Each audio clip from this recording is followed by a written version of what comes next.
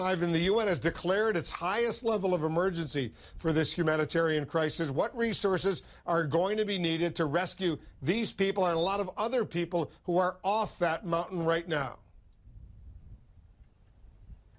Well, when it comes to people who have been reportedly kidnapped, anecdotally talking to the refugees who fled family after family, many people describe the capture of large numbers of civilians as they were trying to flee the ISIS advance, saying that hundreds of people were grabbed.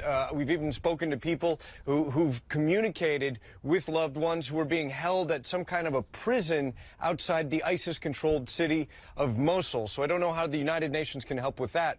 When it comes to helping people on the ground, some of the hundreds of thousands who have fled, they do need help. There are no camps set up for these people. Some of the tens of thousands who have settled in this city after fleeing Sinjar Mountain and the town of Sinjar, when they manage to escape, they show up and quite literally start to camp on roadsides. They are surviving, basically. They're eating and drinking based on the generosity of their Kurdish neighbors here, who we see coming forward, helping them out, offering them a mattress or a bowl of soup.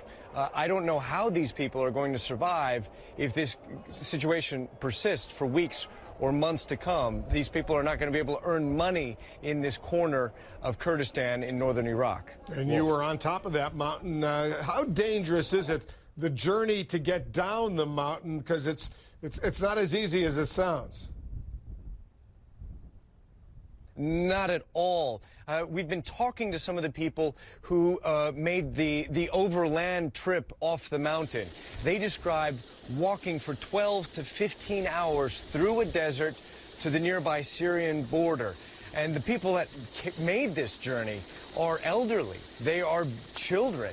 I don't know how physically some of these people could continue under this August heat and make that journey. And what is really horrifying is that every family I talked to, every person who made that journey described seeing people who collapsed and did not make the journey.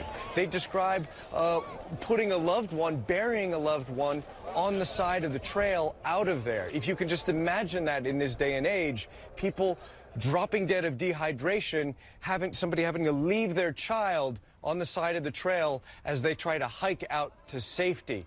So it is a terrible situation that these people have, an ordeal that they've had to go to. When you ask them how they're physically capable of doing it, they say, we're basically running for our lives. If you're in that position, you'll do it.